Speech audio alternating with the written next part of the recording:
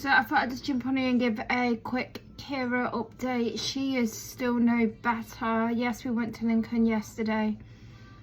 It was a fluke day, but she didn't really eat anything, so she had nothing to go for, kind of thing, if you know what I mean. But today she's literally like, every time she's eaten something, it's basically come out the other end.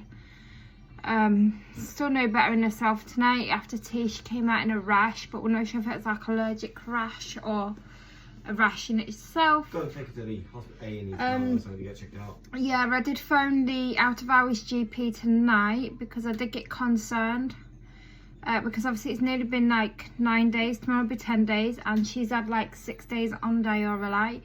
Wanted to take her tonight, but yeah, we was hoping to take her tonight, but because obviously we didn't realise that the football was on, there's no taxis, and if there is taxis, there's up to 2 hours waiting for a taxi, actually, or more, give or take.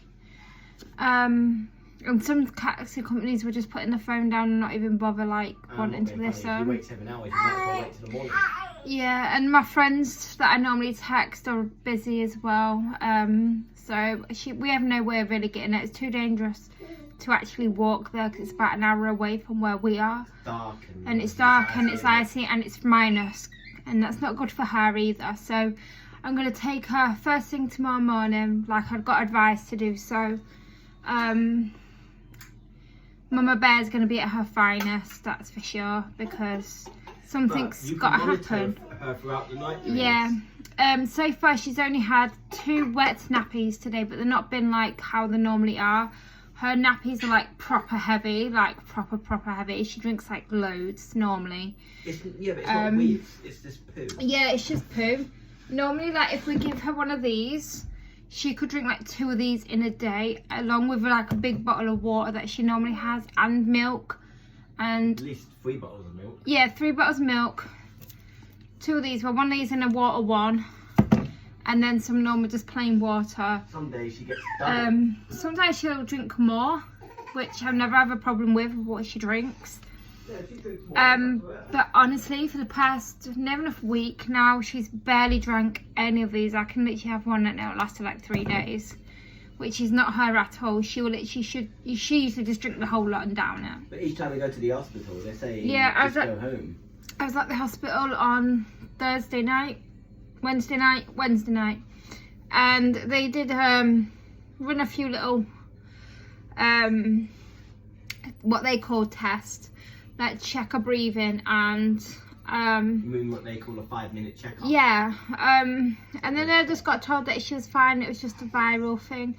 Gave me some more Diorolite, which yes, I'm thankful for, because you know I can't get it anywhere else at the minute. Not being funny, if it's anything to do with kids, yeah, they should at least monitor them overnight. Yeah, keep an eye on them, check them, but because it could be anything. Yeah, but she's had this problem with her stomach for over a year now. Like, you shouldn't be getting pain in your stomach, but I know she is. Barely she's putting her legs up and putting her hands on her belly. She's barely had normal poos. Like, literally, we've literally had diarrhea since she was like 4.5 months. Like, first we keep thinking it was lactose intolerant. We're still not sure if it is or not.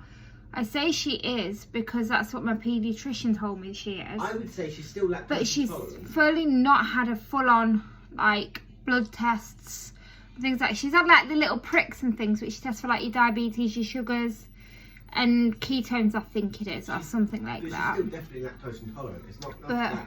It's I don't know. It just doesn't seem right. Something just seems odd, because she'll be fine for some of the day, playing, you know, having a great time, and then all of a sudden she goes into screamer mode. And I mean, like, not tantrums. That's totally different. I've seen her tantrums. It's more like I'm in pain mode. Yeah, she'll like go to her stomach and like tap it a lot, and then she doesn't really contact nap anymore at all, barely. She'd go to sleep in a pushchair and that's it for her nap, and she's out, or lay on the floor, she's out. For the past couple of days she's contacted nap, which I don't mind, don't get me wrong, I love to. Yeah, but it's also a lot of pressure on you. But it's also very tiring because I can't get anything done in that period of time. And she will not sleep on me. And she won't sleep on Ricky whatsoever. She barely goes to anybody else at the minute as well. She used to. She'll barely go to anybody at the minute. She's literally so clingy to me. It's got to the point where it's like, there's something wrong. I know there is. I just can't put my finger on what. She's trying to tell you. Yeah, she is trying to tell me, but obviously because she can't really talk properly, she can't physically say, oh, it's this that's hurting me. She says owie. But when I was at the hospital on the Wednesday night, one of the doctors that saw me turned around and said that it's basically nothing. I didn't need to worry. I didn't need to bring her in, and Yeah, that I'm of just course, you're over. time waster. Yeah, that I'm just wasting other people's time, and things like that, which I thought was very rude. But because it's a hospital, you have to be respectful, because otherwise you can get kicked out. So I was just like, oh well, I'm sorry, but you know, she is only a baby. And then he walked off, and then we got to see another doctor, and he was okay. But again, he was like, oh, it's just like a viral thing. Have you tried Dioralyte? And I'm like, yes. Yeah, but have you ever noticed it's mostly doctors who say that who haven't had kids? Yeah. So, obviously, they gave us this load. There was like 20 sachets there. She's had pretty much like most of the first box that I got her, and probably about 4 or 5 sachets out of this box. That's just not normal. Like, I remember as a kid, if you took this within a day or something, your stomach was clear. I was going to say the medicine will kick in after like a couple or two. And so did the lovely lady that I spoke to on the phone tonight. She was like, yeah, if she was took that, because she would take 3 of these a day at one point at the minute, because it's that bad. But the lady on the phone, she was like, yeah, it's not right. That should have like worked by now. You would have known it worked by now. I mean, if you got 1 day off, good, but it shouldn't come back. It should just be gone. Yeah, she may have like a snotty nose and whatnot, but that could be due to teething or something linked. But this has been going on and on and on. Like, it's just, there's something, and I just don't know what it is. So tomorrow when I go in the morning, I'm going to be requesting certain stuff. And if I get told that it's nothing again, then I'll go further.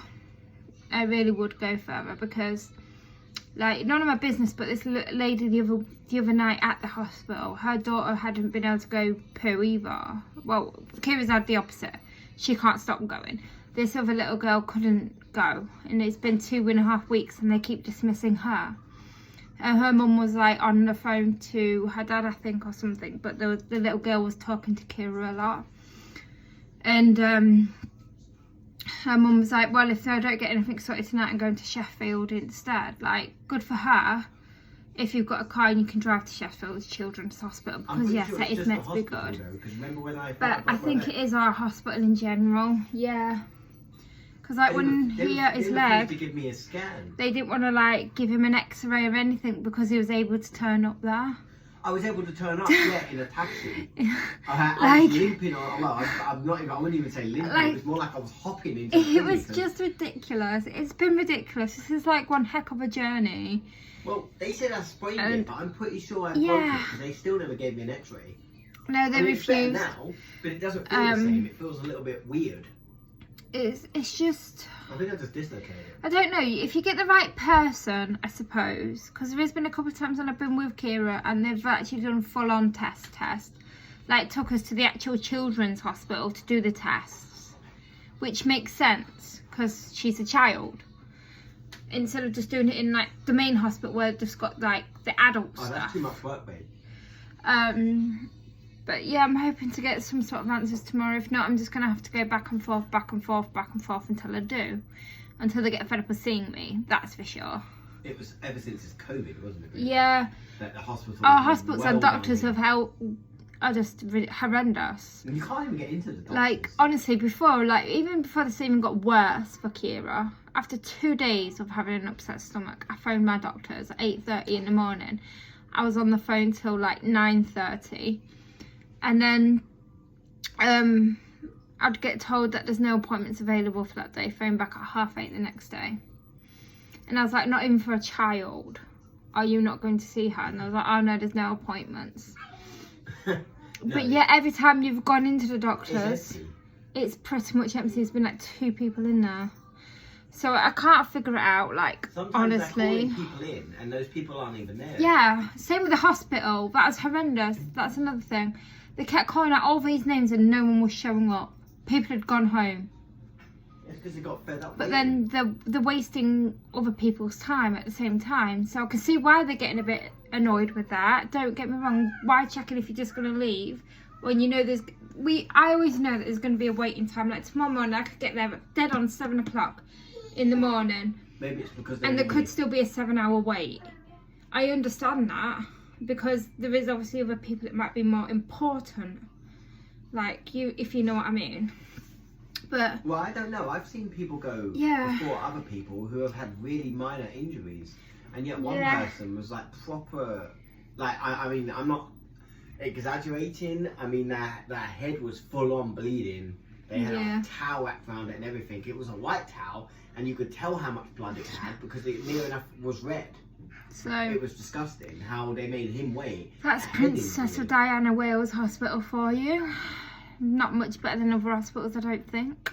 I have no idea. I've been to some hospitals, right? I've got some serious good treatment. I've been to Laugh One when I broke my fingers in college on my wrist. They treat you real well, but I don't know. I just find that our hospital is really bad. Yeah, our hospital's horrendous.